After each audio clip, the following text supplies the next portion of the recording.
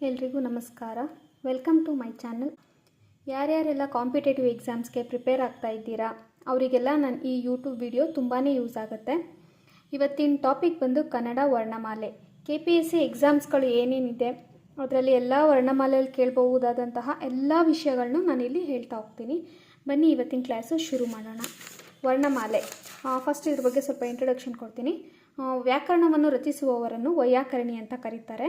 ಎರಡನೇ ನಾಗವರ್ಮ ಕ್ರಿಸ್ತಶಕ 1145ರಲ್ಲಿ ವ್ಯಾಕರಣವನ್ನು ರಚಿಸ್ತಾರೆ. ಇವರ ಗ್ರಂಥ ಭಟ್ಟಕಳಂಕ ದೇವ ಶಬ್ದಾನುಶಾಸನ ಸಂಸ್ಕೃತದಲ್ಲಿದೆ. ಕರ್ನಾಟಕ ಭಾಷಾಭೂಷಣ ಇದು ಸಂಸ್ಕೃತದಲ್ಲಿದೆ. ಕಾವ್ಯಾವಲೋಕನ ಹಳೆಗನ್ನಡದಲ್ಲಿದೆ. ಇದರ ಮೊದಲ ಭಾಗವೇ ಶಬ್ದಪೃತಿ 5 ಅಂಶಗಳನ್ನು ಒಳಗೊಂಡಿದೆ. ಇವಾಗ ನಾಗವರ್ಮ ಅವ್ರ ಬಗ್ಗೆ ಆಯಿತು. ನೆಕ್ಸ್ಟ್ ಕೇಶಿರಾಜ ಅವ್ರ ಬಗ್ಗೆ ಸ್ವಲ್ಪ ಹೇಳ್ತೀನಿ. ಕ್ರಿಸ್ತಶಕ 1260 ಇವರ ಕಾಲ. ಕೃತಿ ಶಬ್ದಮಣಿ ದರ್ಪಣ ಇದು ಹಳೆಗನ್ನಡದಲ್ಲಿದೆ. ಕನ್ನಡದ ಮೊಟ್ಟ ಮೊದಲ ವೈಯಾಕರಣಿ ಕೇಶಿರಾಜ ಅಂತ ಹೇಳಿ ಪ್ರಸಿದ್ಧಿಯಾಗಿದ್ದಾರೆ. ಇದು ವ್ಯಾಕರಣಾಂಶಗಳನ್ನು ಒಳಗೊಂಡಿದೆ. ಕನ್ನಡದ ಮೊಟ್ಟ ಮೊದಲ ವ್ಯಾಕರಣ ಗ್ರಂಥ ಶಬ್ದಮಣಿ ದರ್ಪಣ. ಇದನ್ನು ಬರೆದವರು ಕೇಶಿರಾಜ. ಲಿಂಗಂ ಎಂಬುದು 9 ಥರ ಲಿಂಗಂ ಇದು ಶಬ್ದಮಣಿ ದರ್ಪಣದಲ್ಲಿದೆ.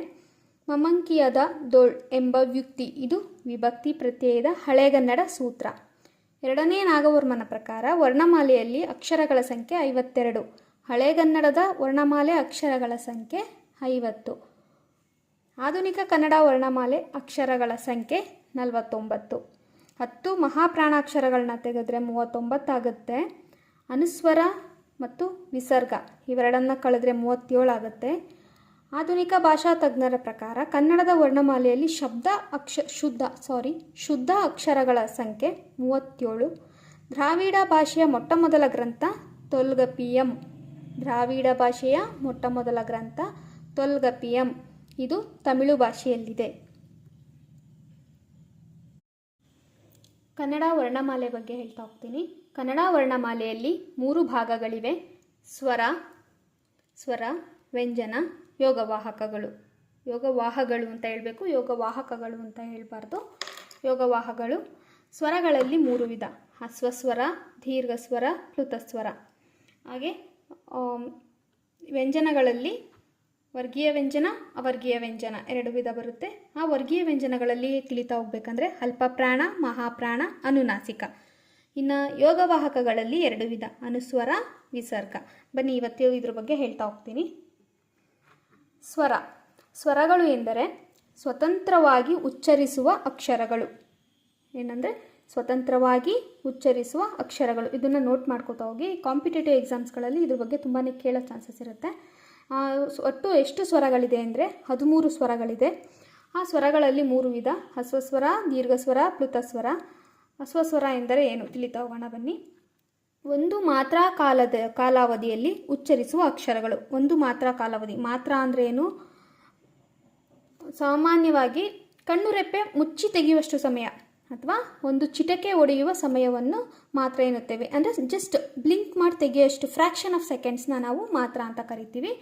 ಒಂದು ಮಾತ್ರ ಕಾಲಾವಧಿಯಲ್ಲಿ ಉಚ್ಚರಿಸುವ ಅಕ್ಷರಗಳನ್ನ ನಾವು ಹ್ರಸ್ವಸ್ವರ ಅಂತ ಕರಿತೀವಿ. ಹ್ರಸ್ವಸ್ವರಗಳು ಒಟ್ಟು ಎಷ್ಟಿದೆ? 6 ಇದೆ. ಯಾವ್ದ್ಯಾವುದು ಅಂತ ಹೇಳ್ತಾ ಹೋಗ್ತೀನಿ. ಆ, ಇ, ಉ, ರು, ಎ, ಓ. ನೋಡಿ, ಆ ಅಂದರೆ ಬ್ಲಿಂಕ್ ಮಾತ್ರ, ಒಂದೇ ಮಾತ್ರ ಕಾಲದಲ್ಲಿ ಉಚ್ಚರಿಸುವಂತಹ ಅಕ್ಷರಗಳು ಇವು. ನೆಕ್ಸ್ಟು ದೀರ್ಘಸ್ವರ. ದೀರ್ಘಸ್ವರ ಎಂದರೆ 2 ಮಾತ್ರ ಕಾಲಾವಧಿಯಲ್ಲಿ ಉಚ್ಚರಿಸಲ್ಪಡುವ ಅಕ್ಷರಗಳು. 2 ಮಾತ್ರ ಕಾಲಾವಧಿಯಲ್ಲಿ ಉಚ್ಚರಿಸಲ್ಪಡುವ ಅಕ್ಷರಗಳನ್ನ ಏನಂತ ಕರಿತೀವಿ? ದೀರ್ಘಸ್ವರ ಅಂತ ಕರಿತೀವಿ. ಅದು ಒಟ್ಟು ಎಷ್ಟು ದೀರ್ಘಸ್ವರಗಳಿದೆ ಅಂದರೆ 7 ದೀರ್ಘಸ್ವರಗಳಿವೆ.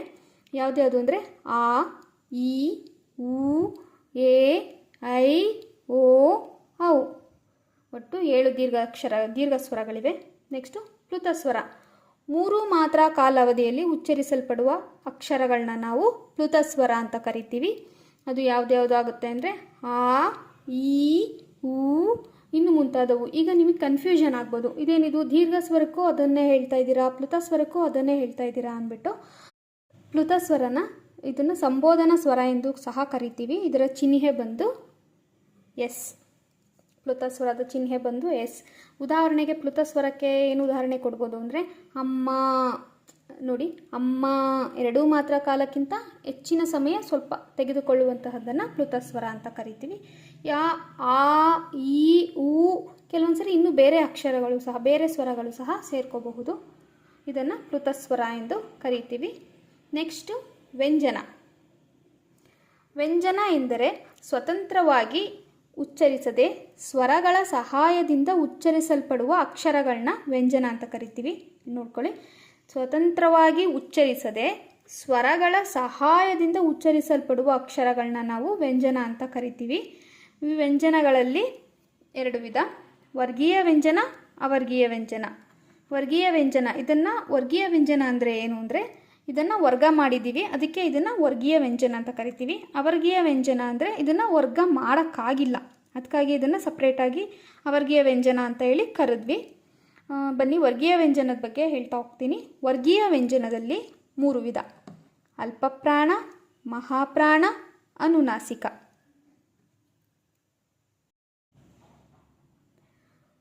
ಅಲ್ಪಪ್ರಾಣ ಅಂದರೆ ಏನು ಅಂತ ಅಂದರೆ ಕಡಿಮೆ ಉಸಿರಿನ ಸಹಾಯದಿಂದ ಉಚ್ಚರಿಸುವಂತಹ ಅಕ್ಷರಗಳಿಗೆ ಅಲ್ಪಪ್ರಾಣ ಅಂತ ಕರಿತೀವಿ. ಅದು ಯಾವ್ದ್ಯಾವುದು ಅಂದರೆ ಕ, ಚ, ಟ, ತ, ಪ, ಗ, ಜ, ಡ, ದ, ಬ. ಇದನ್ನು ನಾವು ಅಲ್ಪಪ್ರಾಣ ಅಂತ ಕರಿತೀವಿ.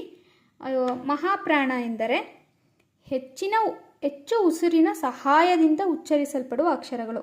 ಇದಕ್ಕೆ ಅಲ್ಪಪ್ರಾಣಕ್ಕಿಂತ ಇಲ್ಲೇ ಇದೆ ನೋಡಿ, ಅಲ್ಪ ಅಂದರೆ ಸ್ವಲ್ಪ, ಪ್ರಾಣ ಅಂದರೆ ಉಸಿರು, ಕಡಿಮೆ ಉಸಿರಿನ ಸಹಾಯದಿಂದ ಉಚ್ಚರಿಸುವಂತಹವು ಅಲ್ಪಪ್ರಾಣ.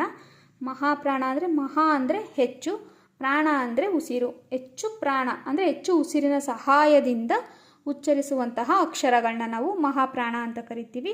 10 ಮಹಾಪ್ರಾಣ ಅಕ್ಷರಗಳಿವೆ. ಯಾವ್ದ್ಯಾವುದು ಅಂದರೆ ಖ, ಛ, ಠ, ಥ, ಫ, ಘ, ಝ, ಢ, ಧ, ಭ. ಇದನ್ನು ನಾವು ಮಹಾಪ್ರಾಣ ಅಕ್ಷರಗಳು ಅಂತ ಕರಿತೀವಿ. ನೆಕ್ಸ್ಟ್ ಬನ್ನಿ ಅನುನಾಸಿಕ. ಮೂಗಿನ ಸಹಾಯದಿಂದ ಉಚ್ಚರಿಸುವ ಅಕ್ಷರಗಳು. ಅನುನಾಸಿಕ ಅಂದ್ರೇನು? ಮೂಗಿನ ಸಹಾಯದಿಂದ ಉಚ್ಚರಿಸುವಂತಹ ಅಕ್ಷರಗಳನ್ನ ನಾವು ಅನುನಾಸಿಕ ಅಂತ ಹೇಳ್ತೀವಿ. ನ್ಯ, ನ್ಯ, ನ, ನ, ಮ. ಇದನ್ನು ನಾವು ಅನುನಾಸಿಕ ಅಕ್ಷರಗಳು ಅಂತ ಹೇಳ್ತೀವಿ. ಇದನ್ನೆಲ್ಲ ಎಕ್ಸಾಮ್ಸ್ಗಳಲ್ಲಿ ಕೇಳ್ತಾರೆ, ನೋಟ್ ಡೌನ್ ಮಾಡ್ಕೊಳ್ಳಿ.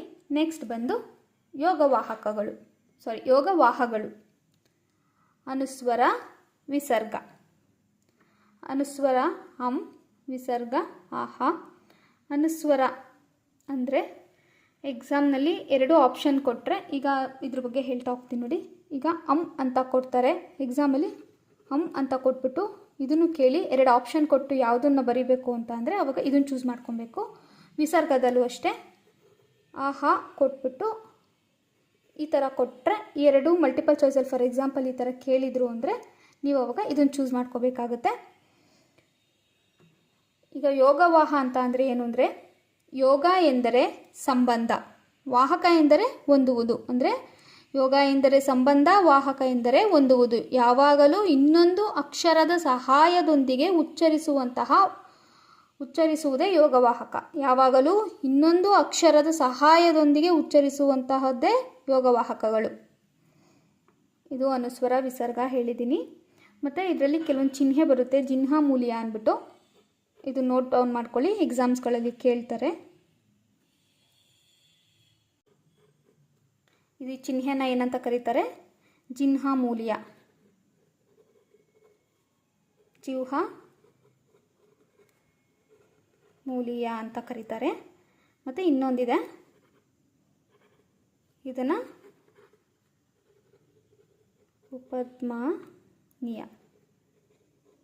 ಉಪಧ್ಮಾನೀಯ ಅಂತ ಕರೀತಾರೆ. ಇದೆರಡು